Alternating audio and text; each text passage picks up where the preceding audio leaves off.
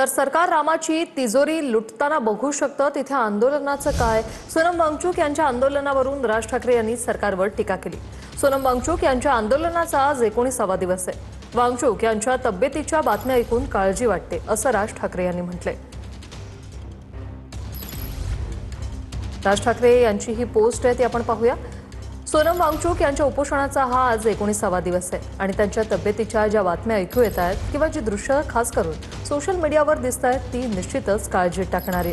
हे म्हणायला प्रचंड वाईट वाटतंय की सरकारने सोनम वांगचुक यांचा आणि पर्यायाने या देशातील आंदोलनाची म्हणून एक जागा आहे तिचा बळीच घ्यायचा ठरवलंय।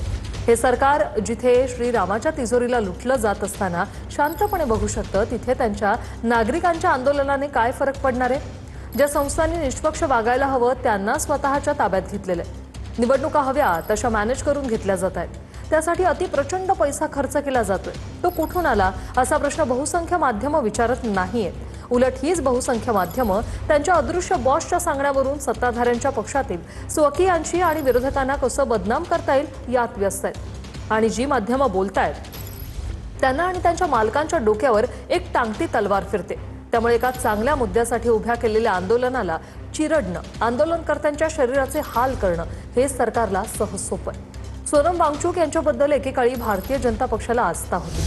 अर्थात भारतीय जनता पक्षाचं एक बरं असतं की त्यांच्या सोयीचं असेपर्यंत त्यांना तो माणूस प्रिय असतो। सोनम वांगचुक त्यांना 2018 साली इन्व्हेस्ट कॉन्फरन्सला बोलावून त्यांच्याकडून अपारंपरिक ऊर्जा इत्यादींबद्दल ऐकून घेऊन त्यांचं कौतुक पण केलं होतं, असं राज ठाकरे यांनी पोस्टमध्ये म्हटलंय।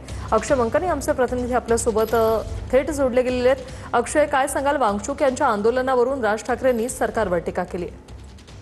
नक्कीच, खरं तर आज सोनम वांगचुक यांच्या आमरण उपोषणाचा आजचा 19वा दिवस आहे आणि त्यांची तब्येत जी आहे ती सातत्यानं ढासळताना पाहायला मिळते आणि या सगळ्या संदर्भात सातत्यानं वेगवेगळ्या लोकांकडून चिंता व्यक्त केली जात असल्याचं आपल्याला पाहायला मिळतं। आज थेट मनसे अध्यक्ष राज ठाकरे यांनी सोनम वांगचुक यांच्या या उपोषणाच्या संदर्भात सविस्तर आपलं मत जे आहे ते आपल्या पोस्टमध्ये या ठिकाणी लिहिलेलं असल्याचं आपल्याला पाहायला मिळतं। सोनम वांगचुक ज्या मुद्द्यांसाठी खरं तर आमरण उपोषण करतायत ती खरं तर रास्त मागणी आहे आणि ती मागणी जी आहे ती सरकारने मान्य केली पाहिजे अशा पद्धतीचं मत जे आहे ते राज ठाकरे यांनी व्यक्त केलेलं असल्याचं आपल्याला पाहायला मिळत आहे। परंतु सोनम वांगचुक यांच्या आमरण उपोषणाचा आजचा 19वा दिवस आहे। दिल्ली जंतर मंतर येथे त्यांचं आंदोलन जे आहे ते गेल्या 19 दिवसांपासून सुरू आहे। परंतु त्यांच्या उपोषणाला पाठिंबा अनेक सामाजिक कार्यकर्त्यांकडनं होताना पाहायला मिळतो।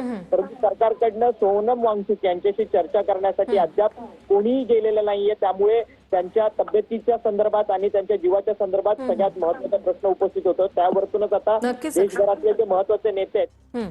धन्यवाद अक्षय, तुम्ही दिलेल्या या माहितीसाठी।